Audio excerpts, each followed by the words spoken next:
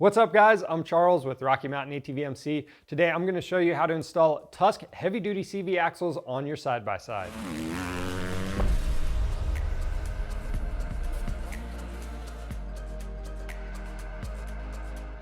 When it comes to CV axles, they can be a common fail point. Now, if you're not sure if your CV axle is bad or not, a simple way to check it is to do some tight, slow corners. And if you hear a clicking noise, then you know you got some problems.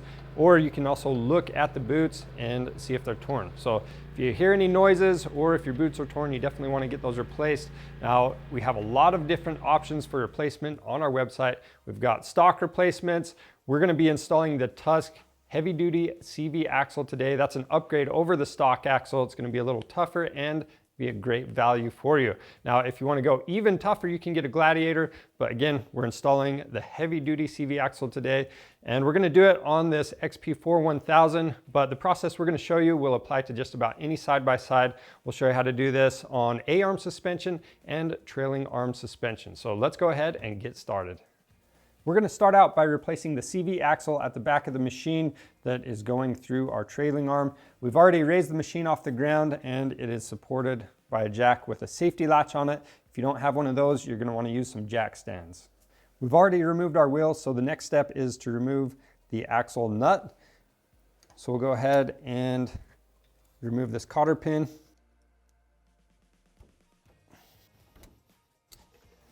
Since this is a Polaris, this nut is going to be a 27mm socket to loosen it up. So the easiest way to remove that is with an impact gun. But if you don't have one, you can use a breaker bar, have someone hold the brake, and you can also use a pry bar to hold this hub from moving. Next, I'm going to use the magnet to remove this washer. Sometimes there's going to be two washers behind there, so be aware of that. Next, we need to remove the outer bolts from the upper and lower radius rods. So on our machine, we're going to use an 18mm socket and 18mm wrench. As we remove that bottom bolt, we'll let the lower radius rod hang down. And then the top radius bolt, we're not going to be able to take that out until we remove these two bolts holding the brake caliper in place. So on this machine, we're going to use a 15mm socket to remove them. So we'll go ahead and remove this brake caliper. Make sure you don't hang it by that cord. If you need to use a bungee cord to help support it, go ahead and do that. Now we can remove this hub, slide that off. With that caliper out of the way, I'm going to be able to remove this upper radius rod bolt. I'll set that down. And then just so this isn't hanging, I'm going to temporarily reinstall this brake caliper. Now with our trailing arm, we can actually swing this out of the way and remove our CV axle now. But on some machines, you might have to remove the lower shock bolt as well as one of the link bolts and use a jack stand to support this while you slide it out of the way. So for our CV axle, this is still all in one piece. So we're going to be able to use it like a slide hammer and just pop the CV axle out. But if this isn't the case with your CV axle, what you can actually do is use a ratchet tie down. You can hook it behind the back of the CV axle, start tightening that down and then wiggle this cup and it should pop right out. One thing that is nice about these Tusk replacement CV axles, they come with a new cotter pin, you've got a new nut and the new washers. So we'll go ahead and remove those. Now before we install the CV axle, I want to put some grease on the splines. That's just going to help this from seizing up. That way it doesn't get stuck if you ever need to replace it again. Once you have the splines greased up, you can go ahead and line these up with the splines in your transmission or differential, whichever you have. And keep in mind that this clip is actually going to be what holds that into place. It's going to pop in there.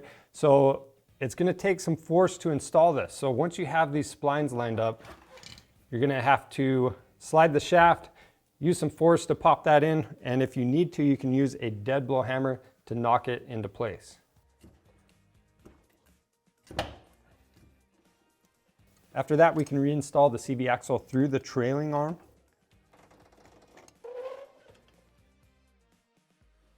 After that, we need to move the brake caliper out of the way, and you want to have a thin film of grease on this hub where it's going to be sitting against your wheel bearings. So once you've done that, just align the splines in the hub with your axle, slide the hub into place. Next, we'll install the 2 washers that came with this axle. The convex side is going to be facing out. We'll loosely install this nut. Now, to make it easier to get that bolt in place, you can lift up on the hub, or you could actually use a jack and lift up on the trailing arm just a little bit. We'll leave that loose for now and then set the brake caliper into place. Now, just as a reminder, you want to refer to your model specific service manual throughout this process for more information and specs. So some of these bolts, sometimes service manuals will actually want you to replace the bolts, and it's also going to give you the torque specs specific to your machine. The next step is to snug this axle nut up, but we're actually going to torque it down in a later step. So we're pretty snug right there. So all that's doing is positioning the hub. So from here we can go ahead and torque these caliper bolts. Next, we can reinstall the lower radius rod. After that, you want to torque the upper and lower radius rod bolts. Next, we're going to torque the axle nut. Be aware this torque can be up to 180 foot-pounds, and it's really important to get the correct torque on it. The next step is to install your cotter pin into the end of the axle shaft. Now, if the castle nut doesn't line up with the hole in the axle shaft, you want to rotate that clockwise until you have a slot that lines up with one of the holes in this shaft. You never want to go counterclockwise to get this to line up. Now, moving to the front of the machine, we have A-arms. So to remove our CV axle from here, what we need to do is remove the hub and the brake caliper just like we did for the rear. So we've gone ahead and done that. The difference is going to be with the ball joints. So in the spindle, you've got this pinch bolt going through that upper and lower ball joint. So we're going to go ahead and remove those pinch bolts. Now, to separate the ball joints from the spindle, there's a couple ways to do this. Sometimes you can just tap on the A-arm and the ball joint is going to separate. Other times you might have to put the pry bar in between here if it's really stuck. You can tap on this with a mallet and that's going to pop it loose. Ours is just kind of falling off. So we'll go ahead and remove it from the top ball joint. And that bottom one, I'm just using the pry bar to help me out. And then what we can do is take the spindle, we're going to swing this back, and from here we can remove and reinstall the axle the same way we did on the back. Now, since our CV axle is in good condition, we are going to reuse this. Just make sure that when you go back together, you want to have everything cleaned up and make sure you put grease on these splines. And then from here, we can reassemble everything the same way we took it apart.